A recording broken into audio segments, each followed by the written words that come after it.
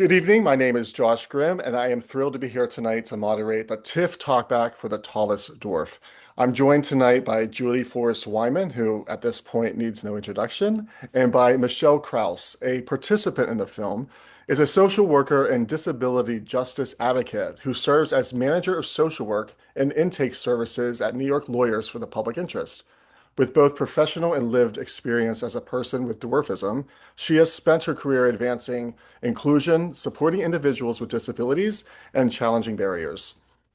So, tonight we are going to discuss some topics that came front of mind to me after watching the documentary The Tallest Dwarf, including identity and personal journey, family and social dynamics, medical ethics and lengthening procedures, and community and belonging. So, thank you for joining this talk with me. I am honored to be here and speak with you both. Julie, congratulations on the film. Thank you so much. So happy to have it be included and to get this chance to speak with you and Michelle today. Great. And Michelle, thank you so much for being here. It's a pleasure to meet you as well. Thank you. It's my pleasure as well. So, I want to get right into some of the thoughts I had just upon the first few moments of viewing the film, which I really loved. Um, the first few moments, I really loved being asked to, get comfortable in my body while I am watching. I took it as trying to take notice of where I am without self-judgment in order to be open to what I was about to experience in a world that I personally don't know enough about. And it reminded me a lot of my own practices through meditation as to just breathe, let go, and let in what I'm about to experience.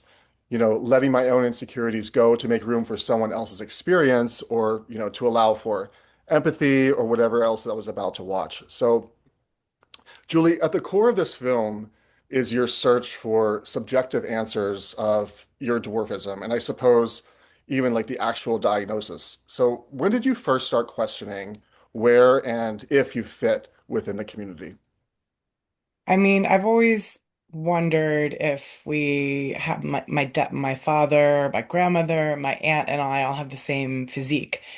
And I always wondered if we had some form of dwarfism. And I didn't just wonder by looking in the mirror. I wondered because, as you see in the film, I was teased and bullied as a kid because you know, in ways that were both, you know, helpful and not helpful. People would draw attention to the fact that I have shorter limbs and a longer torso.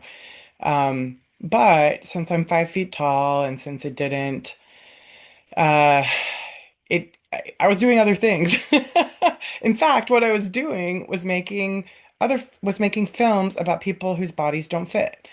And I knew I was very conscious of the fact that was driven by my own experience of feeling like I don't fit. Not only because my proportions are different, but I identified as fat, and I'm also on the small side of fat. So I've been part of the fat acceptance and size positivity movement, and I'm queer. I'm married to a woman, and I'm also identify as bi. So I'm kind of like a border dweller. I sometimes talk about it. So I live in places where I kind of belong on two sides of a category. Hmm. And with dwarfism, it was similar. It was like I kind of have this dwarfishness, and I would say I'm not a dwarf. But I didn't ever know if it would be okay for me to just show up at LPA and walk through the door. Right. And uh, I didn't happen to have a friend, a classmate, a teacher in my life who was a little person. So I didn't have an opportunity to just explore it that way. So yeah, I think after I finished my last film, I came to this moment of reckoning, and it also coincided with having this hip pain, getting an MRI of my hip, which mentioned that my femur heads had genetic differences. And I was like, is that dwarfism I have suspected? Um, and so it wasn't exactly the hip pain that drove me to go to LPA, but it kind of opened the door to like maybe it's time for me to really ask this question. And so did you feel that the genetic testing is what you needed to, I guess, identify or solidify what you already felt that you knew? It was really, I think it is really corroborating and helpful for me. It has been to get the genetic test results and find out I actually physically have a form of dwarfism. Every cell in my body carries that mutation. Mhm. And to know there's a certain black and whiteness of something that had felt gray for me, Right. to the diagnosis. Yeah. And I would like to ask both of you, do you feel that identity is shaped more by your internal truth or the external perception or the actual facts that are coming to you from, for instance, the genetic testing? I would say a combination of both. And I think it, it may even depend on the day. It may depend on the hour.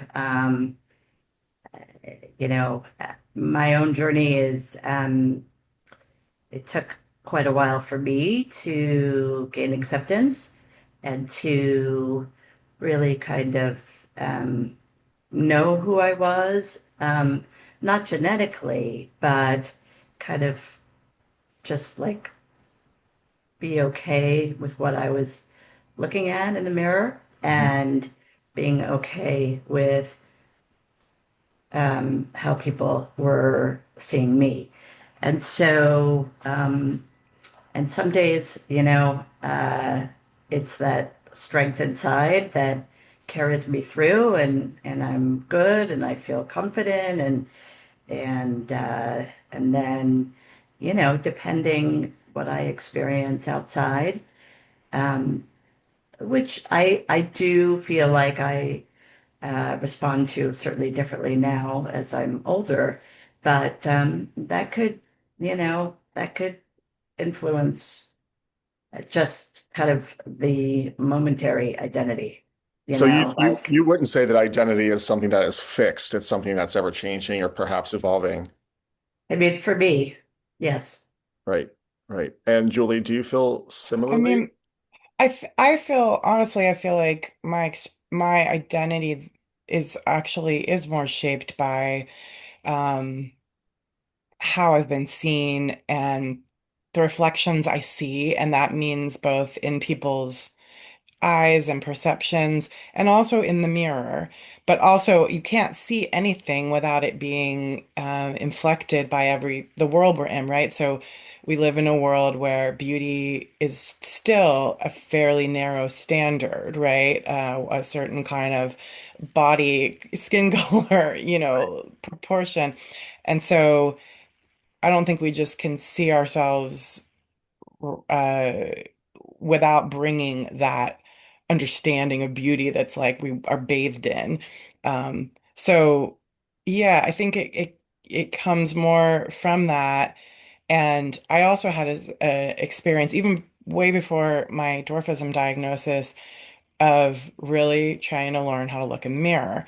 And Mhm. I did that as a dancer, like as a performer, like spending all this time in performance dance studios with mirrors and being like, how am I going to do this? Because this is so hard, being in a room that's all mirrored.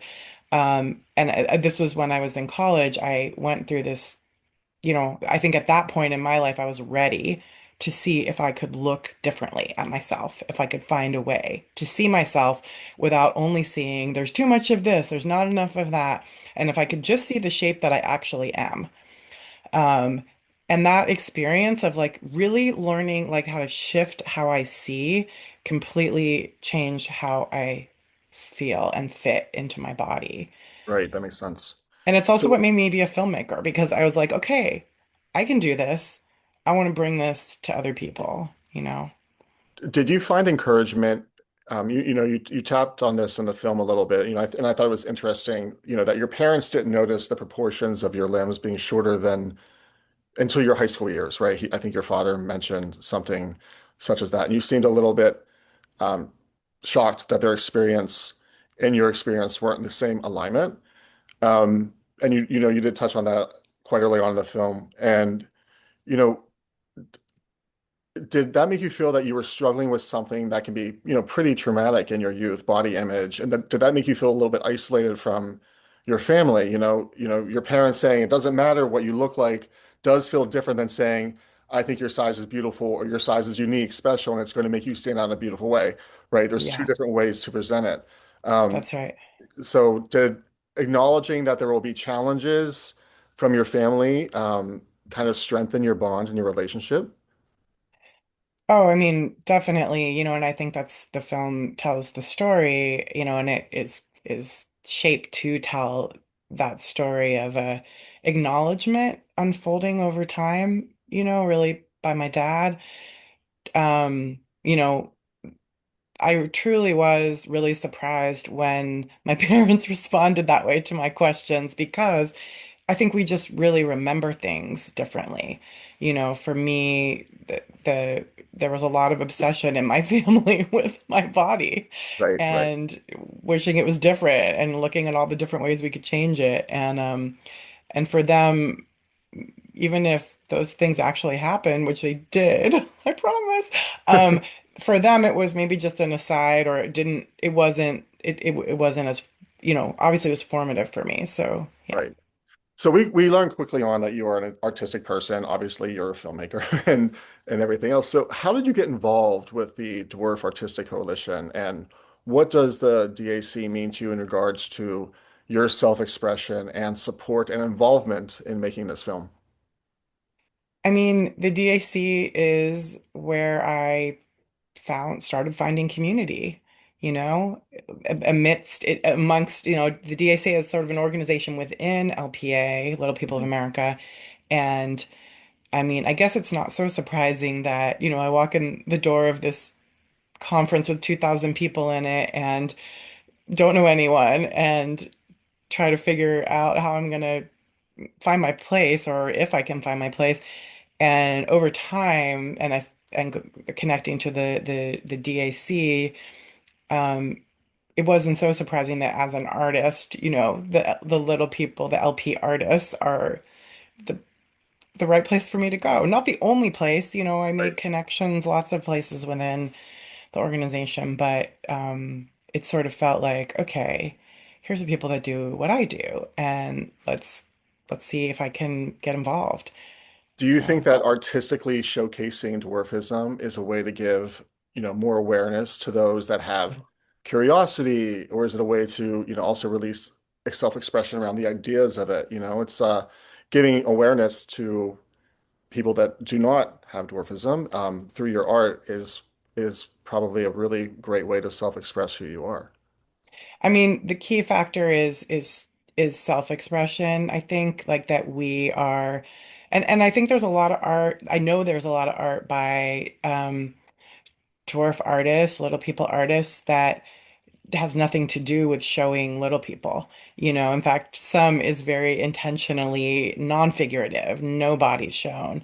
Um, but some artists take a different approach to their work, right? And as a way of like, let me just get away from this legacy. I'm going to make other kinds of images um, but for me, and for the people I collaborate with in the film, the question was, can we show ourselves? Can we show ourselves? And can we show ourselves differently apart from this really intense legacy that is as long as human history of being seen as, spectacle and entertainer and being gawked at and being, all these things that are always from the outside. So it's a weird thing with when you ask, do we want to, does showing images of little people, um, does it help educate people? I think there is a goal in the film that, yes, I want us to show ourselves outward to a world, and I want the world to see the incredible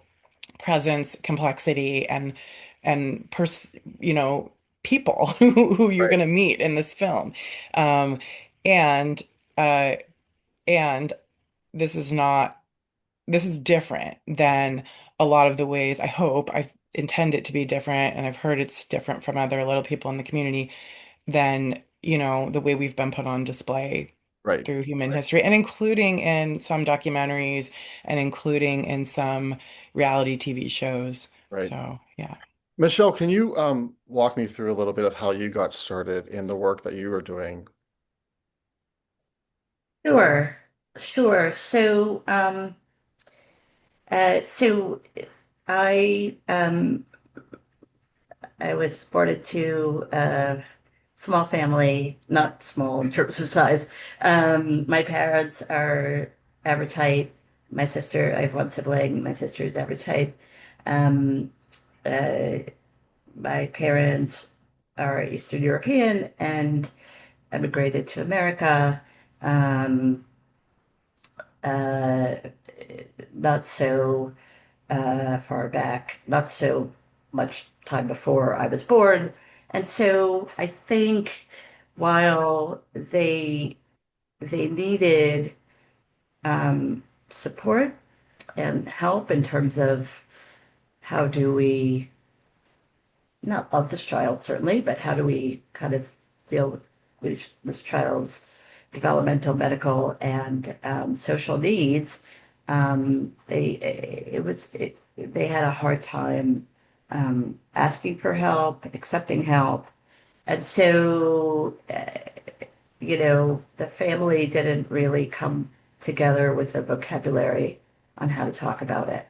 I see. And so once I became an independent person, I I started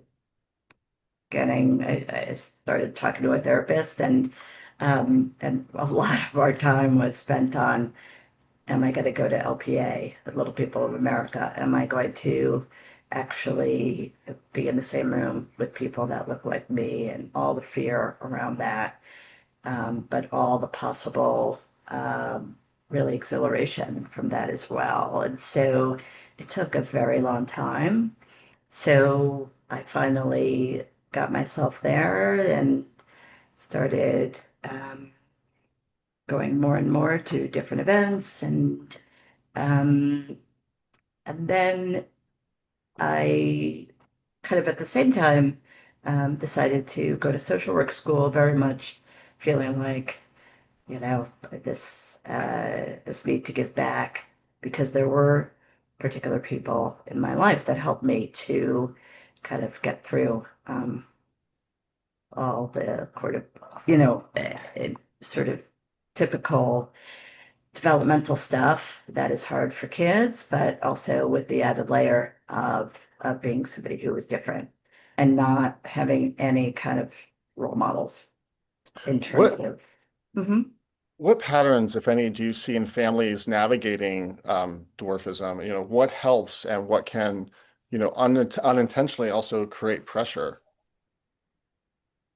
Well, I do think that LPA, I mean, I always say this every time I go to an event where I'm around families, where there's average height parents and siblings that are average height with a little person um, in the family. I always say, wow, this would have been great for my parents. So just that support, just being around people who kind of know, without having to explain, um, and being able to really reveal and disclose kind of anxieties, but also, um, you know, times of pride and um, moments of pride and moments of, you know, uh, I, kind of talking about what the wishes are for your child. Um, So there are, which, yes. social environments, family, school, friendships, society that can definitely shape someone's relationship with themselves and coming to terms with dwarfism and vice versa, even and people, friends of yours, relatives of yours, loved ones of yours, helping them as well, just by all coming together and joining in with these different environments. Yeah, and I think for my family in particular, and probably for many other families, being able to communicate about it, about pain and disappointment, but also kind of um, the novelty, the joy around having a child with dwarfism. Right, right. I would like to talk with both of you about, I guess, the lengthening procedures and the medical procedures that some opt to have. I've done a little bit of research myself on these, and it's pretty fascinating things that I've been reading about some of the pain that they can cause as far as the complications of surgery. And I would love to hear both of your perspectives on what you think about the lengthening procedures themselves. Well, I mean, I guess I can start. Um, there's a thread in the film that's about that, both in terms of one of the characters in the film, Chandler, who opted as a teenager, which is probably towards the end of the time one can get lengthened, to do that. Mhm. And and then the fact that my dad had offered limb lengthening to me as a child. Um, I think there's a way that the process of coming to self-acceptance and seeing my body as whole and the right size comes up against an idea of, oh, but I could change it and I could make it different and I could make it closer to normal. Mhm. Um, you know, I think my sense is like, I really do believe that each person and each family need to make their own choices. This is individual bodies, individual choices, but those choices are always going to be informed by the way society tells us what society tells us we are and what we are in our given, in some families, there might be more attachment to, getting as close to normal as possible, whereas in others, that might not be the top priority, or there may be a priority, in fact, Mhm. on, owning and choosing and figuring out how to find social accommodations for the body that you Right, have. So, I guess what I'm trying to say is I'm the film and I think both don't have a judgment against individual people who opt for medical intervention. Limb lengthening is one mode, and there's new pharmaceutical treatments that exist and are more that are being developed now. And I think it's important to um, think about what's at stake if, when and if the shape of the bodies in our community change. And not to right, say people should make all their choices uh, because, oh, maybe my little one choice is going to affect the whole. But I think in some ways we do. You can't, I look at myself and us all as individuals as part of something bigger and part of a moment that's bigger in the sense of like, I ask, like, there's really been a shift in the incidence of pituitary dwarfism because right, it's generally treated with growth hormone. And I would never go to anyone who takes growth hormone and say, you shouldn't do that because we need pituitary dwarfs in the world. right, But I think it's an important question. What does it mean if medical interventions are making us look more the same? right. And, I mean, I think the hope with some of these is not only functional, imp I mean, there's the like, I want to look normal. That's a pretty human, feeling, and there's good reason to feel that way. But I wish there weren't such a good reason to feel that way. Like, I wish normal could encompass more looks, more forms, like I said, more forms of beauty, more kinds of bodies. But then there's also maybe some of the complications that we experience with dwarfism, some of the kinds of pain, some of the kinds of complications like spinal stenosis that can develop later in adulthood. Maybe some of these treatments might improve that. Limb lengthening doesn't. Mhm. Some adults who have gone through limb lengthening can still get spinal stenosis. And, some people who don't have dwarfism get spinal stenosis. Right. But we don't know yet if these new interventions are going to help those kind of medical complications, because the treatments were tested and proven effective because they make people taller. So Right. we just don't know. It's a longer course of study and treatment that will have to happen.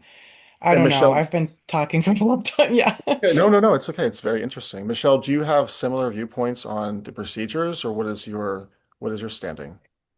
I do very much believe and value individual choice.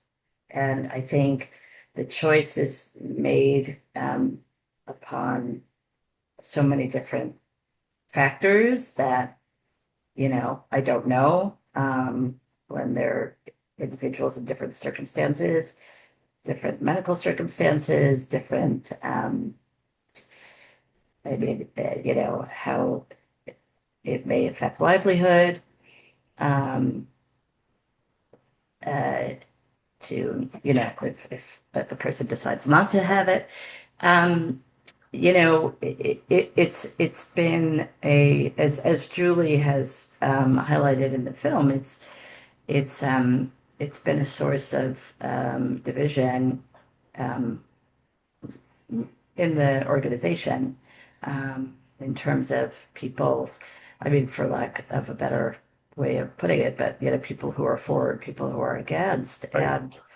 um, and the organization has really made a lot of effort in terms of kind of bridging these different factions Be- to be Besides able the to action, talk together. Hmm.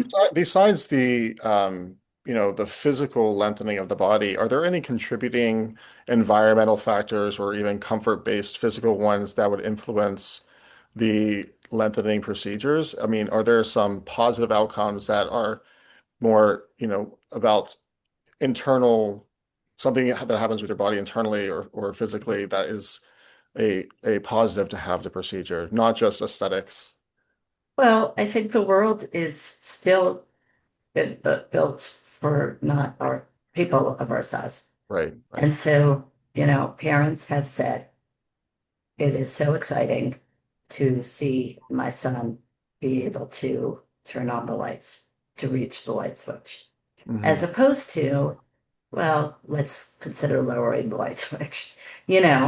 That's a world that is sort of the medical model as opposed to the social model, right? Like kind of fixing the problem as opposed to socially as a world, as a society, really looking at all people's needs and figuring out how they can be, somewhat addressed. I wouldn't say fully because that's too difficult, but how modification accommodations can be provided. I You mean, two, I know some, what one thing I've heard is that sometimes with um, arm lengthening, maybe people can deal with personal hygiene better, some people. And I think some people have a problem, if it's not even a problem, it's just like some people need accommodations for that, and some little people, and people with achondroplasia, and some people don't. So in some cases, there may be like some improvements in functionality. A lot of people in our community can have bowed legs and get surgeries. There's, a lot of little people undergo various surgeries, but many of them are specifically about improving functionality or mobility, and they don't have the impact or the goal of increasing height. So I think because limb lengthening does, right. it comes with these questions about do we change the body of the individual, or do we, and I mean, maybe the answer doesn't have to be either or, but um a focus on individual changes can sometimes make it seem less important to make the social changes to access, which are 100% needed. And, we have a ways Right, to of course. go towards that So in our world. I want to kind of get some final thoughts from the both of you, and I want to ask, what do you hope that the audiences will walk away from after watching the film, both from you, Julie, and Michelle? I mean, I think the way that Julie captured beauty in dwarf bodies, I think, is really radical and exciting and new. I mean, as she spoke about earlier, that you know, people with dwarfism have not been portrayed this way. They've been characters, they've been gnomes, good luck charms, whatever, and just to show kind of the natural beauty with the bodies that we were born with is really, I think, revolutionary, really exciting, and really um, hopefully will influence the way that people see us. Oh, wow, Michelle, that means so much because the first thing that comes to my mind when, you ask that, Josh, is beauty, is a experience, is a pleasurable experience of seeing little people together and not just like, oh, aren't, in a way that moves away from any kind of like spectac infantilizing or looking with us at the way that not just any one individual body, but the collection of our different bodies moving together. That's why I open and close the film with that. Um, is an experience I want us to have more in this world. So I hope the Right. audience kind of just can take that, even if it's not an idea or an action step. It's just like I hope that experience can shift the way people look and the curiosity and openness and like expectation of full humanity and full life story and full that they whenever they see a little person or anyone with a disability to approach with, oh, who's that? I want to learn about this person as opposed to I don't know what to do with my gawk, Well, you I mean, know. I do think this, speaking to both of you today and watching the film, I definitely came away feeling that exact way about, I want to learn more about the community. I'm excited to share this film with my friends and family, and I think that it was a beautiful piece. I think you were two beautiful women, and I really I value the work that both of you do. It was an absolute honor meeting you both. And thank you for talking with me. And yeah, thanks so much. Julie Wyman and Thank you, Michelle James. Kraus. So the full version of The Tallest Dwarf premieres on most PBS stations on Monday, April 19th, I'm sorry, Monday, April 6th at 10, 9 Central Time. I'm Josh Grimm. Thank you for joining us and good night.